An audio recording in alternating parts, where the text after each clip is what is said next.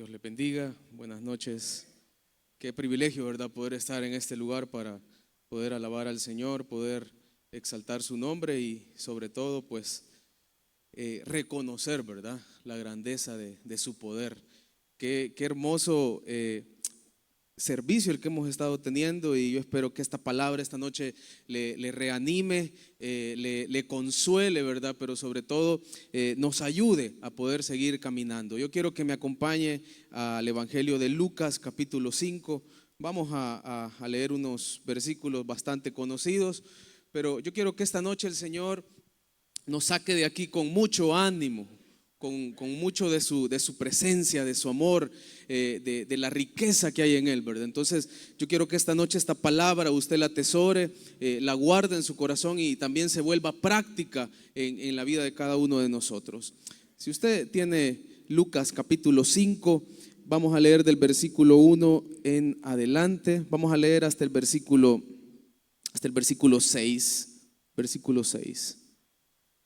Me gustaría leerlo de manera antifonal para que todos nos conectemos, ¿verdad?, con esta palabra. Yo leo el 1, usted lee el versículo 2 y así hasta llegar al 6. Dice la palabra tal como está escrita: aconteció que estando Jesús junto al lago de Genezaret, el gentío se agolpaba sobre él para oír la palabra de Dios.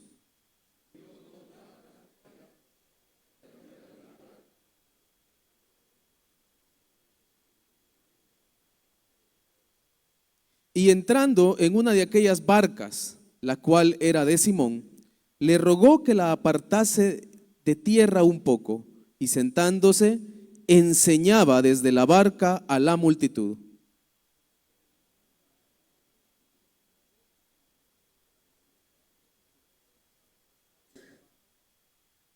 Respondiendo Simón le dijo: Maestro, toda la noche hemos estado trabajando y nada hemos pescado, mas en tu palabra echaré la red. El 6. Y habiéndolo hecho, encerraron gran cantidad de peces y su red se rompía. Padre, te damos gracias, Señor, por tu hermosa presencia, Señor, en este lugar. Te damos gracias, Señor, porque tú eres fiel. Hemos podido escuchar, Señor, tu poder, Señor, para la vida de nuestra hermana Joana, Señor. Hemos podido escuchar, Señor, cómo tú sigues siendo Dios. Y esta noche, Señor, queremos que esta palabra nos ministre, que esta palabra nos dé el aliento, Señor, que quizás muchos por el afán de la vida, Señor, hemos perdido. Que esta noche esta palabra, Señor, sea una palabra fresca, Señor, para cada uno de nosotros. Que tu Espíritu Santo, Señor, pueda ser ese consolador esta noche, que abra nuestro entendimiento y nuestro corazón. En el nombre de Jesús, amén y amén. Amén. Puede sentarse, hermano. Fíjese que estos últimos días yo he estado meditando mucho en ciertas porciones de los evangelios, ciertos casos específicos donde podemos ver a Jesús, ¿verdad?, tratando a sus discípulos, a su gente cercana, de una manera quizás un poquito atrevida hasta cierto punto. Hace unas semanas leí el caso de cuando Jesús, ¿verdad?, deja solo a los discípulos allá en este mismo lugar, en medio de una tormenta, y Él se acerca, ¿verdad?, caminando sobre el agua. Entonces el Señor me hablaba uno de estos días en este capítulo 5, donde podemos ver algunas cosas que yo quiero que usted las aplique en su vida. Cosas bien prácticas que nosotros tendríamos que aplicar ya como seguidores del Señor. Pero antes de entrar quizás sobre todo en este capítulo, fíjese que en Génesis, cuando el Señor crea al hombre, dice la palabra que crea al hombre y lo pone en un lugar, ¿verdad? A ver, vamos a hacer un examen de Biblia. ¿Cómo se llamaba ese lugar donde pone al hombre? No le voy a dar premio, pero el Señor sí lo va a premiar. Huerto del Edén. Entonces el Señor pone al hombre en el huerto del Edén, y ahí mismo también el Señor, ¿verdad?, le da trabajo, le da provisión, también le permite tener esa ayuda idónea, ¿verdad?, que para los que estamos casados, gloria al Señor, dice que la sacó de la costilla, ¿verdad?, de Adán a la mujer, y por eso se le llama varona, ¿verdad? Así que les podemos decir varonas ahí en la casa, porque esos son varonas, ¿verdad? La palabra así lo dice. Pero lo que quiero decirle es que cuando el Señor crea a la primera pareja, cuando forma al ser humano, también estaba formando un lugar especial donde nosotros no tuviéramos dolor, no tuviéramos llanto, no tuviéramos tristeza, donde el resplandor de su gloria fuera la plenitud de ese lugar, fuera la plenitud de nuestra vida. De hecho, en Génesis podemos leer cómo dice que Él se paseaba en el huerto, cómo Él conversaba también con ellos. Porque cuando ellos fallan, dice la palabra que Él los busca, ¿verdad? No porque no supiera dónde estaban, sino que era algo habitual. Él conversaba con ellos, Él conversaba con Adán y con Eva.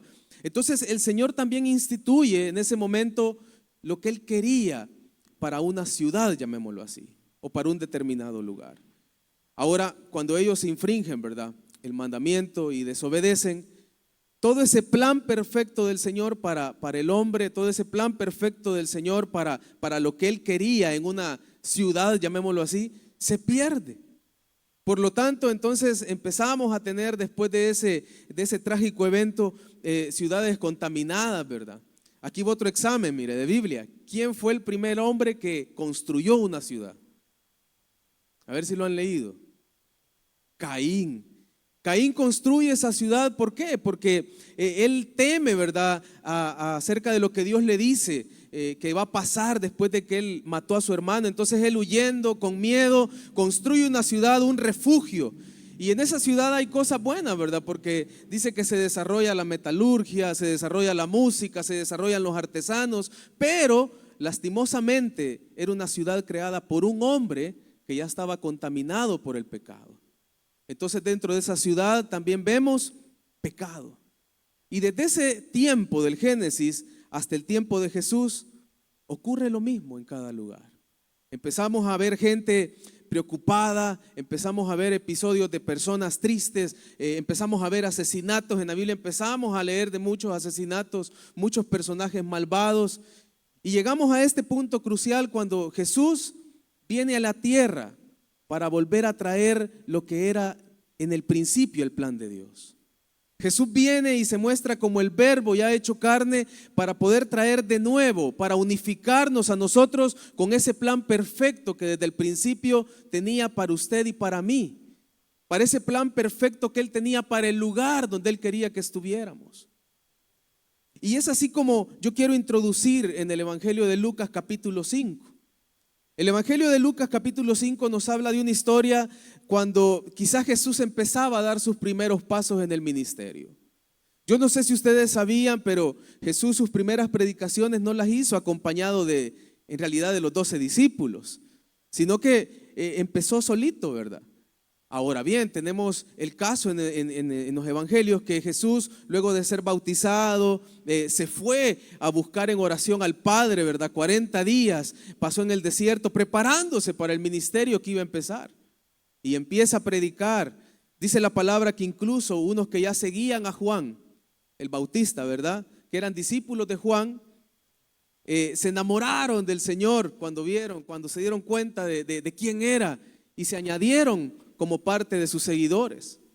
Pero ahora en el capítulo 5 vemos los primeros pasos de Jesús en el sentido de empezar a llamar a sus discípulos, empezar a llamar a aquel grupo especial, ¿verdad?, que iba a estar con Él de cerca, que iba a vivir la muerte de Él de cerca.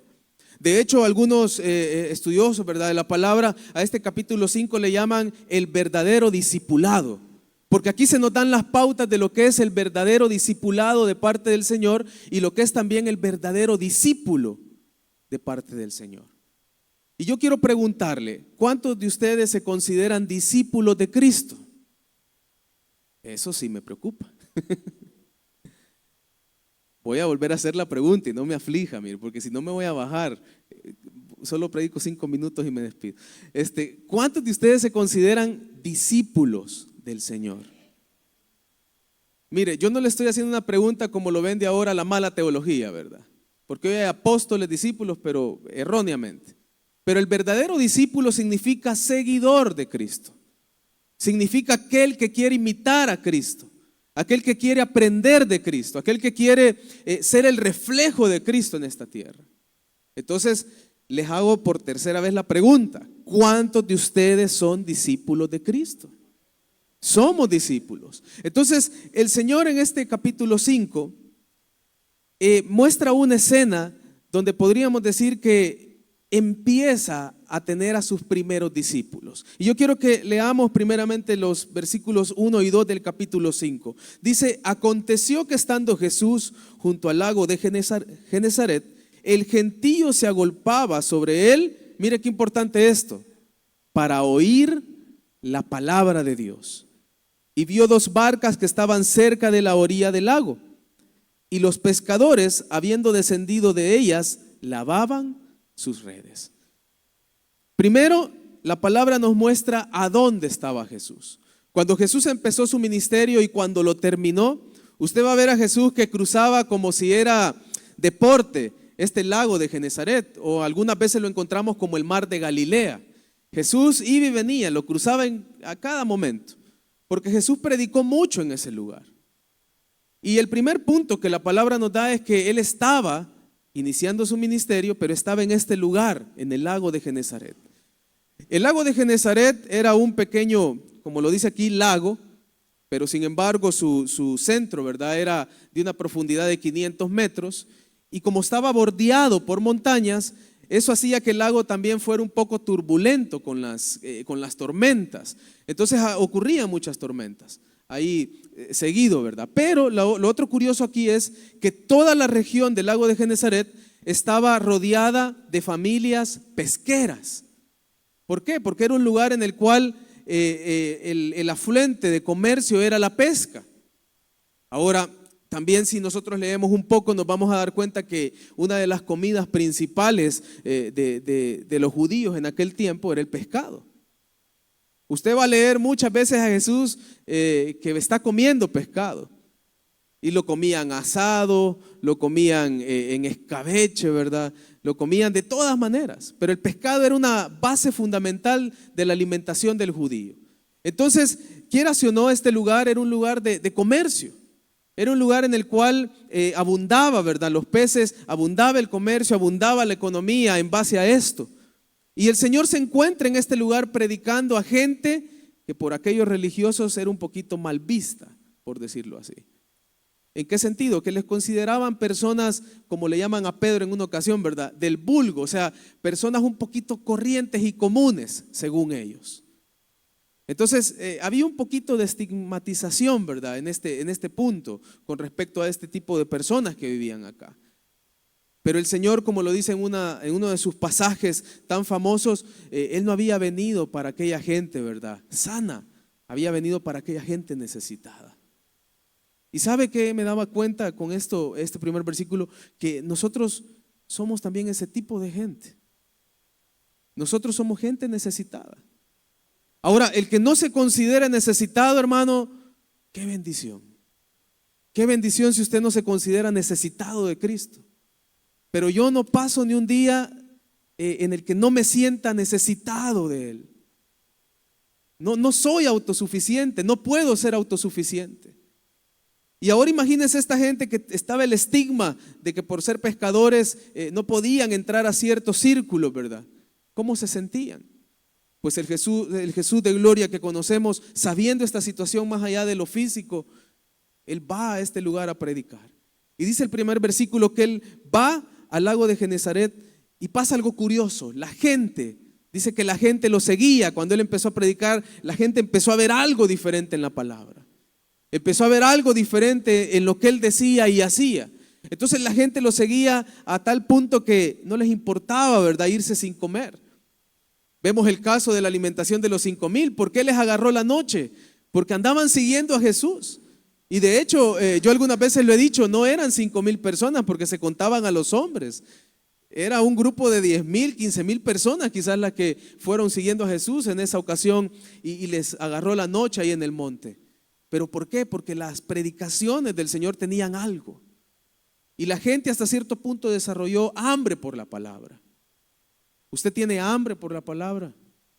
Tenemos hambre por venir en las mañanas ante esta palabra y orar también. Tenemos hambre por leerla en la noche, por leerla en cualquier momento que tengamos tiempo de hacerlo.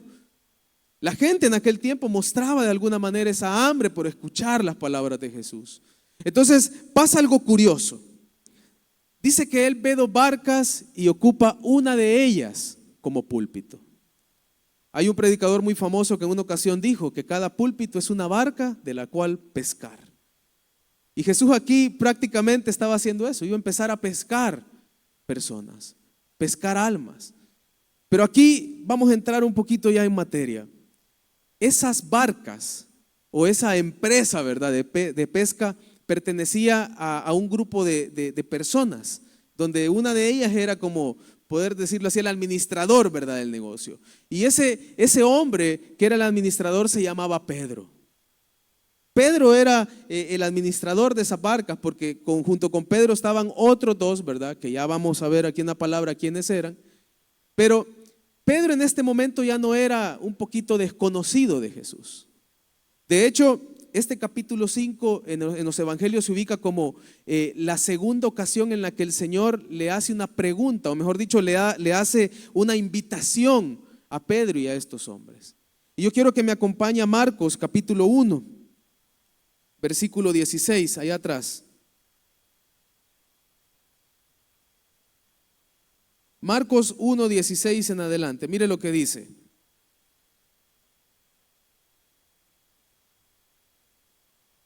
Dice, andando junto al mar de Galilea, que es el mismo lago de Genesaret, vio a Simón y a Andrés, su hermano, que echaban la red en el mar porque eran pescadores. Que esto no se le vaya a olvidar. Y les dijo Jesús, venid en pos de mí y haré que seáis pescadores de hombres.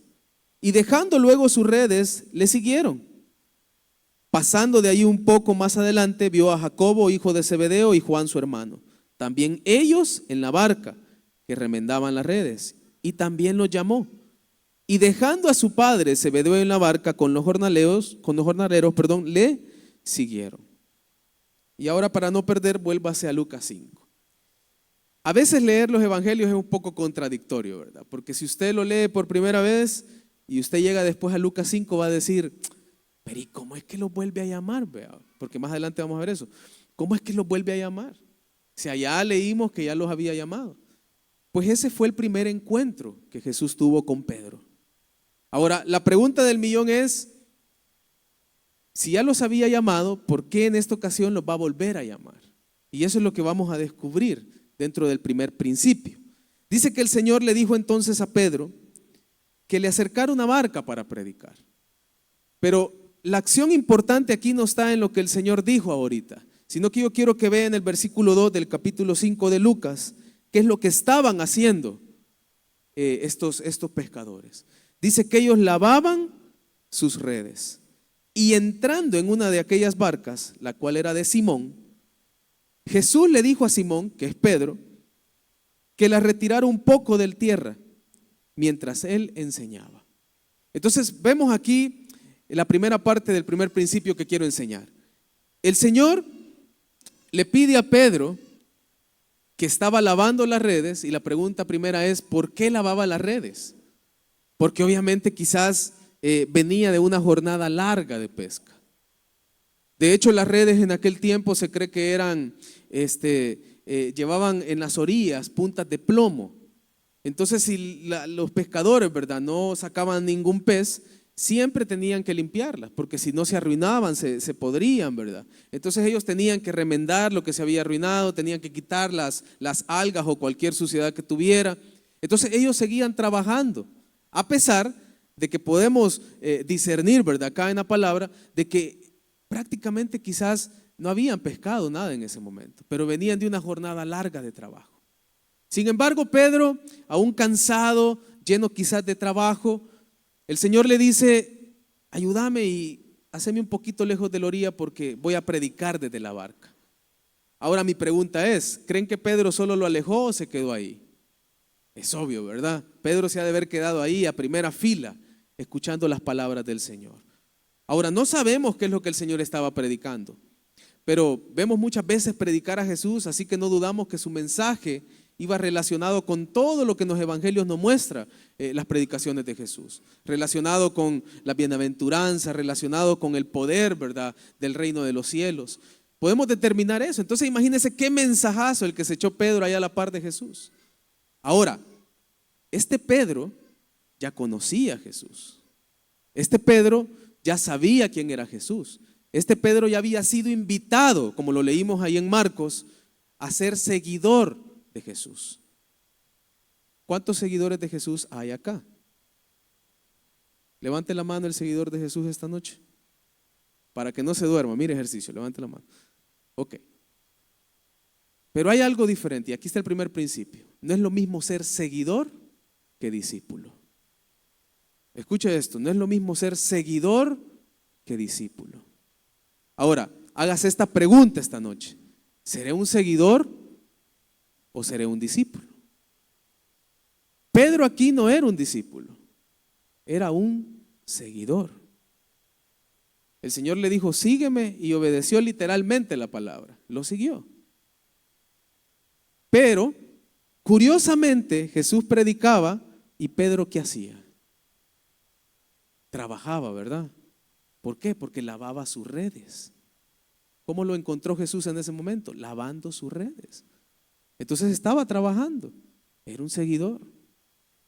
Ahora, no quiero que me vaya a malinterpretar más adelante lo que voy a decir, pero escuche esto.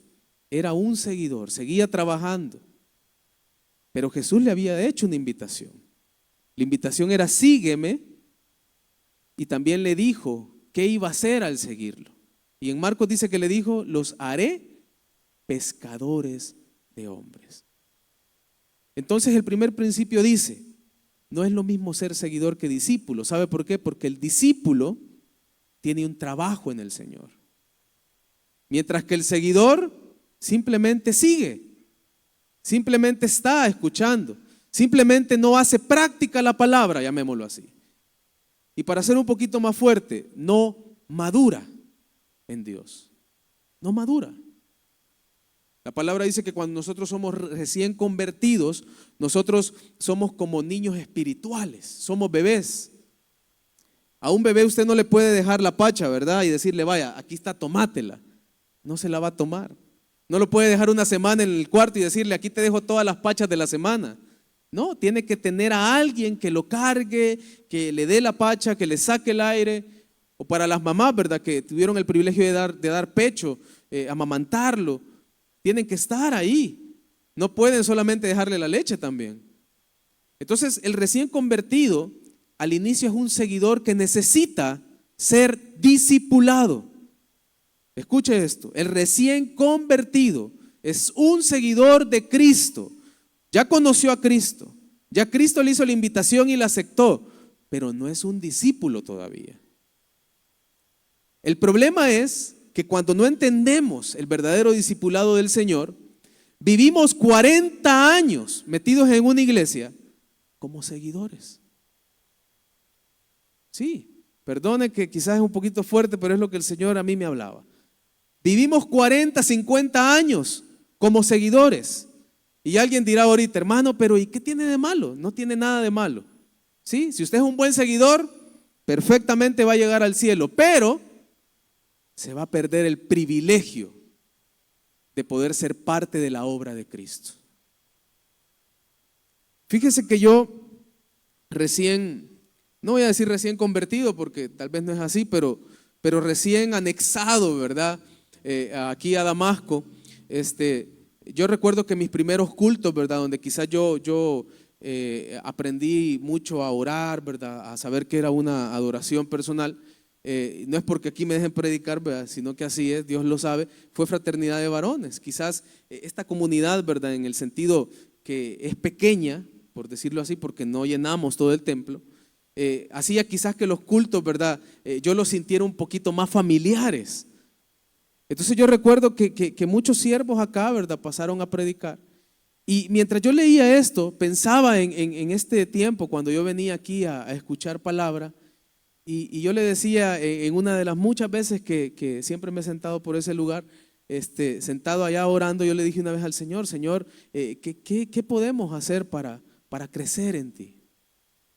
¿Qué es lo que estos siervos que predican han hecho para poder ahora entender tu palabra? Porque en aquel tiempo a mí me costaba entender mucho, ¿vea? Y todavía me cuesta. Dejo de orar y ya no le entiendo, porque la palabra es complicada si usted no le pide el discernimiento al Señor. Y estudiando esto, el Señor me decía, es que el detalle es que el seguidor es muy distinto al discípulo. Y lo que el Señor siempre ha querido de todos nosotros es que usted deje de ser seguidor para ser discípulo.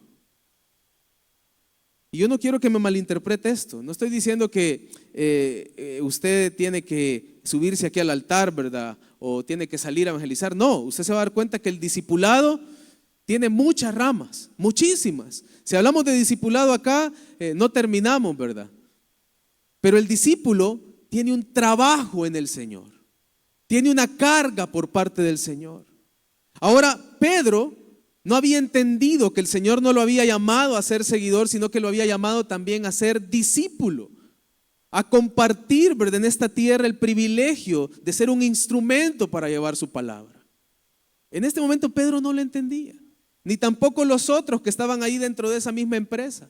Porque mire qué curioso, el Señor no solo llamó a Pedro, sino que llamó a toda la empresa pesquera que tenía. Llamó a toda la empresa que laboraba ahí. Ahora, ¿por qué lo llamó? Porque obviamente el Señor, como decía la alabanza, ¿verdad? Y mi hermano lo repitió, nos ama a todos por igual. Eso quiere decir que el Señor lo llamó a usted no porque sea mejor que el otro, lo llamó a usted porque lo ama, así de simple. Y lo ha llamado a ser un discípulo del Señor porque lo ama. No quiere que usted viva como un seguidor, no porque sea malo, sino porque Él quiere mostrarle más en esta parte.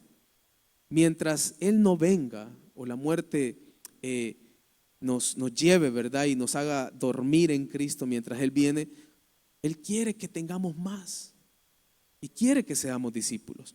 Entonces, mire lo que pasa acá. Dice que entrando en una de aquellas barcas, Él rogó que la apartase y sentándose enseñaba. La manera en que Jesús enseñaba era como la de los maestros rabinos de aquel tiempo. Se ha sentado y con la multitud simplemente escuchando. Y dice, pero cuando terminó de hablar, mire lo que le dijo a Simón: boga mar adentro y echad vuestras redes para pescar. Segundo principio. Pregunto, ¿Jesús había tenido una conversación previa con Pedro en la cual Pedro le dijo, fíjate que acabamos de salir del mar, del lago, y estamos cansados? O sea, ¿cómo el Señor pudo darse cuenta de que ellos habían laborado horas antes de que Él llegara? Obviamente porque Él discierne todo, ¿verdad? Él sabía también un poco de pesca y sabía que estaban limpiando las redes porque acababan de venir de trabajar. Pero lo interesante es esto, que como Él también comprendía que el trabajo pesquero no era un trabajo fácil, no era un trabajo sencillo, por decirlo así, de poco esfuerzo físico, Él sabía que estaban cansados. Él sabe, amado hermano y amada hermana, si usted hoy vino cansado. Él sabe qué tan cansados nosotros podemos estar. Él sabe qué tan trabajados estamos. Y no le estoy hablando solo de la fuerza física. ¿Sabe? El cansancio físico es el reflejo del cansancio interior. Escuche esto, el cansancio físico solo es el reflejo del cansancio interior. Si usted duerme 10, 20 horas y aún así sigue teniendo sueño, hay que hacerse un autoexamen, pero interior. Sí, interior. Usted toma vitaminas, ¿verdad? Y hace lo mejor que puede por mantener su cuerpo sano, pero aún así se siente cansado. Hay que hacer un autoexamen interior, porque el cansancio físico solo es reflejo de lo que hay en el interior. Así de sencillo.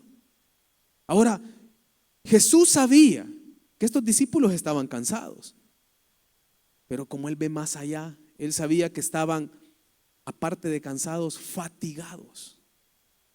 La fatiga es algo muy distinto. Pero mire qué curioso, el Señor, sabiendo todo esto, le pide a Pedro algo y le dice, boga mar adentro. La palabra bogar es rema, regresa allá donde estuvieron. Regresa ahí donde intentaron y no pudieron. Segundo principio, para poder ser un discípulo del Señor, no me tengo que rendir fácilmente. Escuche esto. Si yo quiero ser un discípulo del Señor, el discípulo no, repita conmigo, no se rinde. No se rinde. Yo sé que aquí dentro de la congregación, y con fe lo voy a decir y con mucho amor, todos somos discípulos, pero el problema es que algunos ya no rendimos. Ya no rendimos. Llegamos a un cansancio tan extremo, y no hablo del cansancio exterior, que nos rendimos. Antes predicábamos, antes hablábamos la palabra y vivimos delante, ¿verdad? Y contamos, antes yo caminaba, dicen, para ir al Campo Blanco allá por Ataco. Y vivimos delante. ¿Y qué pasa? Dejamos de ser discípulos. ¿Por qué? Porque nos rendimos. Estos discípulos estaban cansados. Tan cansados que yo le aseguro que ese día lo que menos querían volver a hacer es meterse al mar y pescar. Pero el Señor viene y les dice, remen de nuevo ahí donde no hay nada.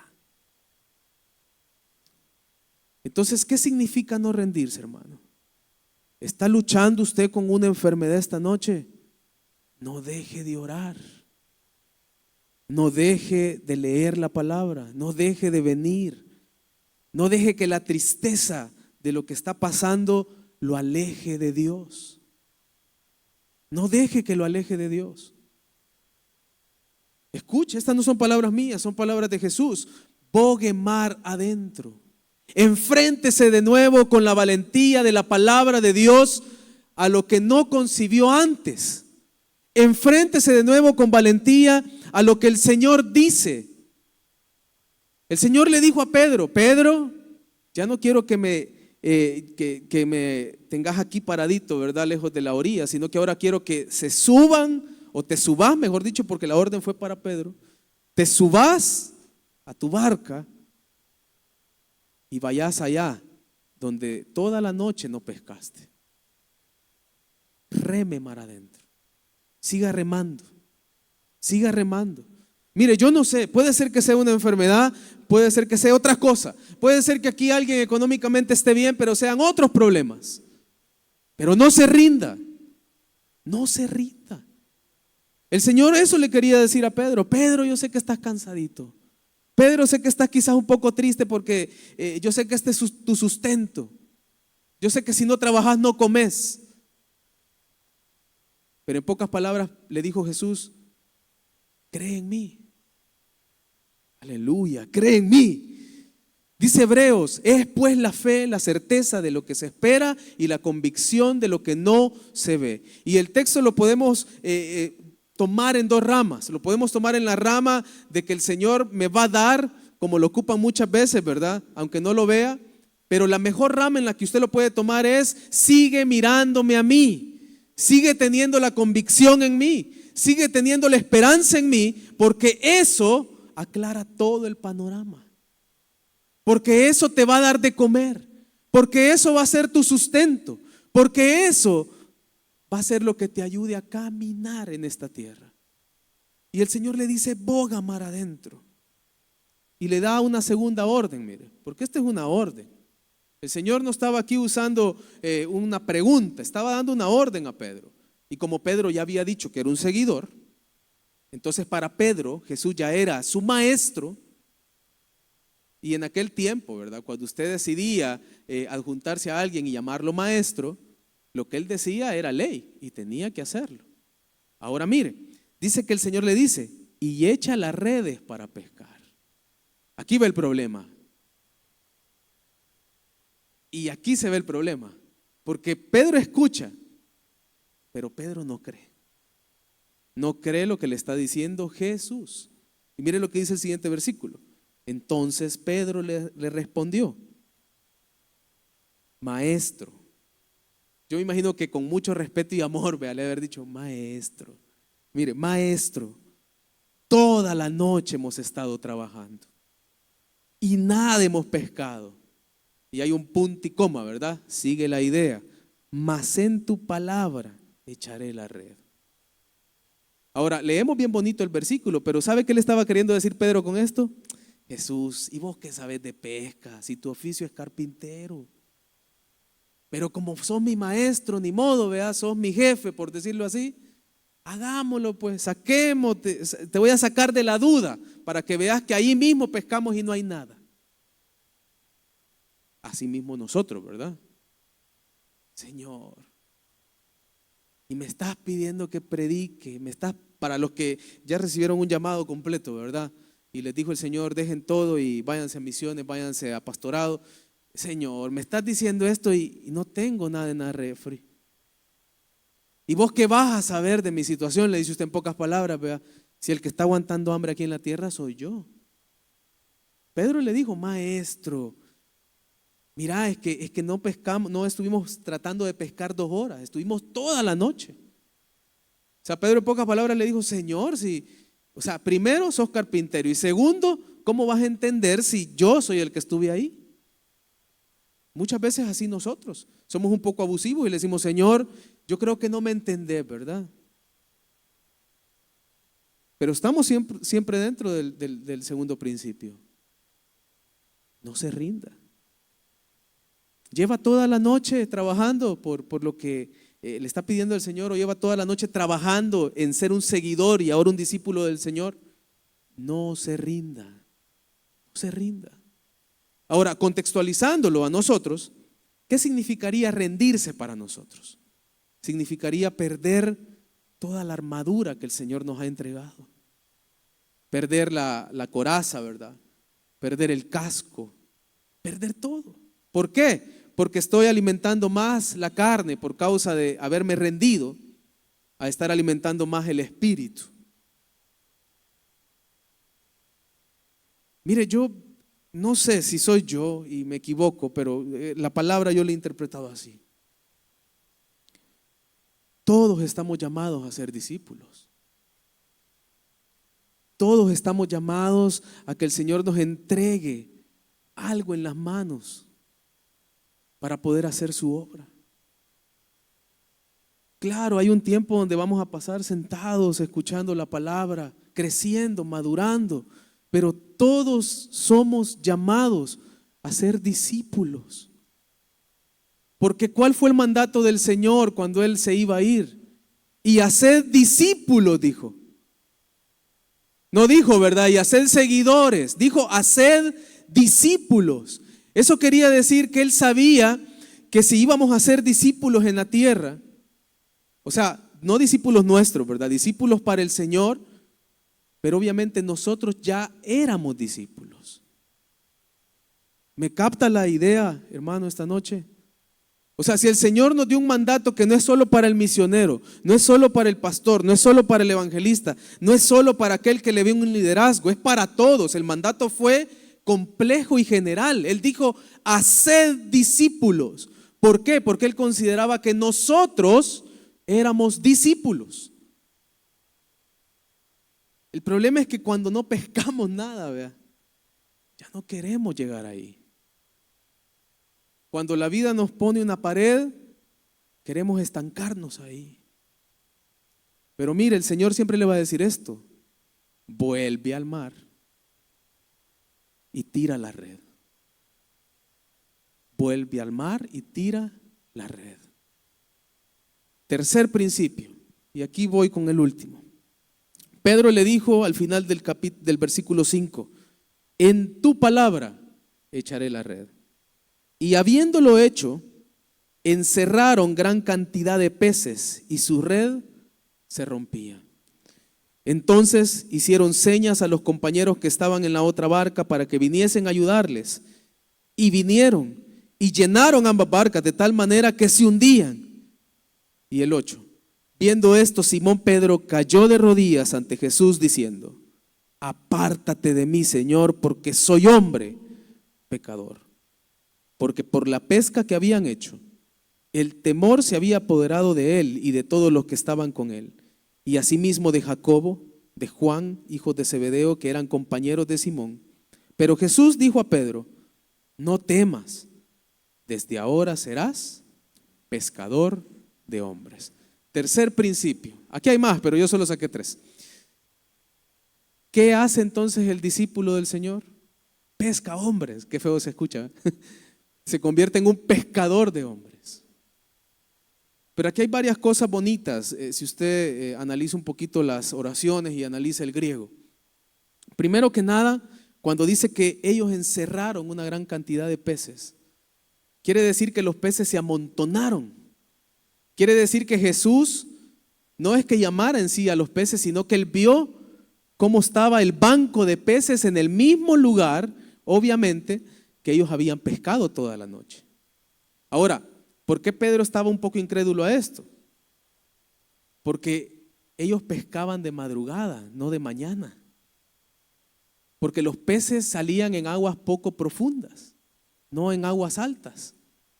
Y para la hora en la que el Señor le está diciendo, anda al mar, pesca, era una hora en la que cualquier pescador experimentado no iba porque no había nada. Está como nosotros, ¿verdad? El Señor ahora que lo quiere convertir en discípulo le dice, no tenés que comer, pero todo lo que tenés en la refri, dáselo a tu hermano que no tiene tampoco. Y usted dice, ¿cómo? Como Pedro, ¿verdad? ¿Cómo voy a pescar si son aguas altas? ¿Cómo? Pero el tercer principio es este. El discípulo cree la palabra porque es un pescador. No por experiencia humana, sino porque está bajo el mando del mejor pescador, que es Cristo. Pedro le dijo, en tu palabra echaré la red, pero no era una palabra en sí que él creía, ¿verdad? Sino que él lo dijo en el sentido de, tú eres el maestro, entonces te hago caso. Por eso es que la reacción de Pedro cuando él ve que pescan esa gran cantidad de peces, tanto que dice que tuvo que hacer señas a los compañeros de trabajo para llenar otra barca. Y dice la palabra que se hundían. La palabra hundirse es que casi dan vuelta porque era una cantidad exagerada de peces. Era una cantidad exagerada. Y aquí vemos algo hermoso. Cuando usted decide ser un discípulo, decide creer en Jesús, decide creer en su palabra, la bendición se comparte con otros. Porque Pedro no se quedó todos los peces. ¿Qué hizo? Llamó, compartió a los que no habían trabajado, a los que no habían escuchado la orden del Señor, pero les compartió. Por eso es que cuando usted de verdad se comporta como un discípulo verdadero de Cristo, usted se da cuenta que a pesar de aquel hijo, ¿verdad?, que no ha venido a los pies de él, alcanza bendición. Es por eso. Es por eso. Porque el discípulo también acarrea bendición para su familia. Acarrea bendición para los que le rodean. Y la reacción de Pedro fue como la reacción de aquel profeta, ¿verdad? Ay de mí, dijo aquel profeta. Pedro dijo, soy pecador, dijo. Este fue un acto de confesión maravilloso. Porque el discípulo reconoce su condición normal. El seguidor cree que una vez lo reconoció y deja de serlo. Pero el discípulo vive sabiendo que necesita la misericordia y la gracia de Dios en su vida. El discípulo vive sabiendo que no es más que otro discípulo. ¿Por qué? Porque están en la misma condición de pecado. Yo quiero que se vaya rapidito a Romanos 12. Fíjese que Romanos 12, me gusta algo en Romanos 12. Y voy a leer un versículo que es bien conocido, se ha predicado un montón de veces, lo hemos usado para campañas, ¿verdad? Todo, pero quiero que veamos un poquito más adentro el enfoque que Pablo quiere dar en este versículo de Romanos 12. Dice Romanos 12:1, hermanos, les ruego que por las misericordias de Dios presentéis vuestros cuerpos en sacrificio vivo, santo, agradable a Dios, que es vuestro culto racional. Hemos ocupado este versículo 1.000.000 de veces. Dice que nuestro cuerpo tiene que ser un culto racional, o sea, holocausto, ¿verdad? Ofrenda. Ahora, ¿quiénes en verdad pueden practicar este versículo? Analice un ratito. ¿Quiénes en verdad pueden hacer práctico en su vida este versículo? ¿Sabe quiénes? Solo el discípulo. Y este versículo no habla de que al hacer esto soy perfecto, no. Solamente está diciendo que yo entonces he entendido que todos los días tengo que tengo que ser, ofrenda agradable a Dios. Tengo que ser holocausto a Dios. Culto racional, dice, o sea, racional, ¿verdad? Racional. O sea, por obligación no, sino que lo pensé y lo quiero, mi voluntad rendida ante el Señor. Pero un seguidor no puede, porque todavía no lo entiende. Pero el discípulo sí puede. ¿Y sabe por qué se lo digo? Y se lo voy a confirmar. Porque sé que quizás algunos dicen, qué raro lo que dice el hermano, pero el mismo capítulo 12 lo dice. Porque cuando usted se convierte en culto racional, mire lo que dice el versículo 9. El discípulo o el que es un culto racional para Dios empieza a practicar esto. Dice, el versículo 6 vamos a leer. De manera que teniendo diferentes dones según la gracia que nos es dada, si el de profecía, úsese conforme a la medida de la fe. Si de servicio en servir, el que enseña en la enseñanza, el que exhorta en exhortación, el que reparte con liberalidad, el que preside con solicitud, el que hace misericordia con alegría. Y el 9, que es el clave, el amor sea sin fingimiento, aborreced lo malo, seguid lo bueno. Amaos, ¿cómo dice? Amaos los unos a los otros con amor fraternal, punto y coma. O sea, la idea viene siendo la misma. ¿Qué dice ahí? Ayúdeme, en cuanto a honra, prefiriéndoos los unos a los otros, en lo que requiere diligencia, no perezosos, fervientes en espíritu, sirviendo al Señor, gozosos en la esperanza, sufridos en la tribulación, constantes en la oración, compartiendo las necesidades de los santos, practicando la hospitalidad. Bendecid a los que os persiguen, bendecid y no maldigan, gozaos con los que se gozan, llorad con los que lloran, unánimes entre vosotros, no altivos, sino asociándonos con los humildes. No seáis sabios en vuestra propia opinión, no paguéis a nadie mal por mal, procurad lo bueno delante de todos los hombres. Si es posible, en cuanto dependa de vosotros, estad en paz con todos. Y el versículo 21 termina diciendo, no sean vencidos de lo malo, sino vence con el bien. Voy rápido porque yo sé que ya tienen ganas de frijoles, ¿verdad? Pero entonces, ¿cuál es el contexto del capítulo 12? El discípulo vive en culto racional y ya no anda hablando de su hermano, ya no anda viendo a quién ayudar, ya no anda viendo si aquel predica más o predica menos, ya no anda queriendo la posición de otro y meter zancadilla como en las empresas. Vive tal como lo leímos y esto no tiene mayor explicación. Vive amándose uno con otro, ahí lo voy a resumir. Vive amándose uno con otro, repite esto conmigo, vive amándose uno con otro. Vivo amando a mi hermano, vivo sintiendo el dolor que mi hermano sintió cuando pasa aquí a decir que su hija volcó en el micro. Vivo sintiendo la alegría de ver a alguien predicar y que llega a ser diácono o lo mandan a pastorear mientras yo espero, mientras otro espera. Pero vivo amando a mi hermano, vivo siendo un culto racional que muestra que el verdadero discípulo vive en el amor de Cristo. ¿Me explico? Y eso es lo que Pedro no tenía en ese momento. Antes de esta pesca milagrosa que el Señor lo permite para que Pedro se dé cuenta de esto. Pedro, te voy a sostener. Pedro, te voy a sustentar interiormente. Pedro, al ser mi discípulo, vas a amar a todos. Al ser mi discípulo, voy a entender que sos pecador, pero mi gracia te cubre. Voy a entender que quizás a veces vas a dudar. Y Pedro dudó. Pero te voy a volver a llamar y a levantar y a darte lo que es tuyo. Cada uno de nosotros aquí tiene algo que es nuestro, hermano. Usted no tiene por qué andar viendo lo que otro tiene, porque lo que usted tiene es único en el Señor. Aquí podemos subir un montón a predicar, pero nadie predica de la misma manera. ¿Sabe por qué? Porque cada quien el Señor le ha dado la manera de enseñanza. Y si yo soy un verdadero culto racional, o sea, soy un verdadero discípulo del Señor, yo me voy a alegrar en escuchar palabra por quien venga. Claro, por quien venga y mientras sea un discípulo real de Cristo, que lo muestre a través de lo que Romanos 12 y usted en su casa lo puede estudiar mejor. Dice. Entonces, terminando, dice en Lucas 5, que se apoderó gran temor, y la palabra temor aquí es se maravillaron, o sea, quedaron asombrados. Voy a ocupar esta palabra un poquito fuerte, pasmados quedaron. ¿Alguna vez usted ha quedado pasmado por algo? Con el temblor del otro día todos quedamos pasmados, ¿verdad? Porque pensábamos que las casas se nos iban a venir encima, pero con esto ellos quedaron asombrados, o sea, quedaron hasta quizás temblando. ¿Por qué? Porque el milagro el Señor lo hace ante gente experta en la pesca. Eso quiere decir que usted puede ser muy bueno en algo, pero nunca va a superar al Señor y a su palabra. Por eso es que hay que creer. Cuando todo viene del Señor hay que creer. Si estoy en la escasez, pero el Señor me dice compartí, porque eso es ser culto racional.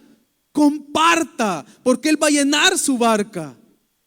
Si el Señor le dice, vamos allá donde no hay nada, porque va a haber algo, porque voy yo, Él lo va a dar.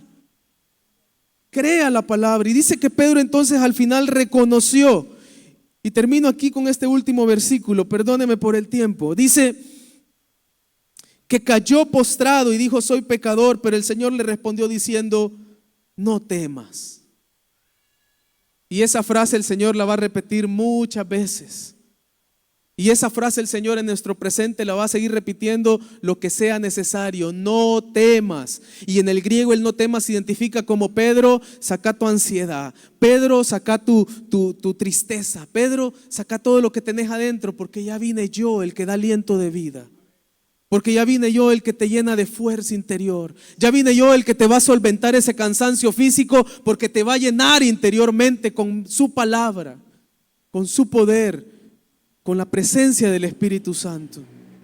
Y le dice, porque desde ahora, Pedro, ya te lo había dicho, porque recuerden, ya se lo había dicho, pero ahora le vuelve a decir, desde ahora.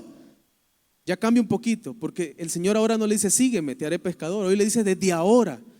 Porque Pedro entonces había aceptado la invitación al 100%, serás pescador de hombres. Y la palabra pescador aquí es otra palabra diferente a la de peces y pescador que se ocupa dentro de los evangelios. En este griego, esta palabra pescador tiene otro sinónimo, y el sinónimo es que él iba a capturar algo, pero no le iba a dar muerte, lo iba a capturar vivo. El otro sinónimo es que iba a rescatar algo que estaba aprisionado para liberarlo. Entonces es como que el Señor le está diciendo, Pedro, desde ahora vas a empezar a liberar hombres, a liberar las almas por medio de mi poder. Pedro, a partir de ahora con el evangelio vas a sacar de esas prisiones al que está aprisionado. Porque por último el discípulo es pescador. Ese es el tercer y último principio. Quiere decir que es predicador. ¿Por qué? Porque saca de las prisiones. O sea, es instrumento para sacar de las prisiones al que está encadenado. No por su poder, obviamente, sino por el poder de Dios. Por eso es que es imposible para el hombre salvarse por su cuenta. Es imposible para el hombre salvarse por su cuenta. Es imposible que nosotros todo este afán de la vida lo podamos resolver en nuestras fuerzas. Porque el único que saca de las prisiones es aquel que nos ha llamado a ser instrumentos de pesca, instrumentos para pescar otros. Y como último principio, yo quiero ser un discípulo, hermano. Y no significa que yo le esté diciendo yo quiero seguir predicando acá. No, yo quiero ser un discípulo. Quiero practicar Romanos 12. Quiero ser culto racional. Quiero predicar con mis acciones. Quiero ver una iglesia que se ama, pero se va a llegar a amar cuando nos consideremos discípulos y no seguidores.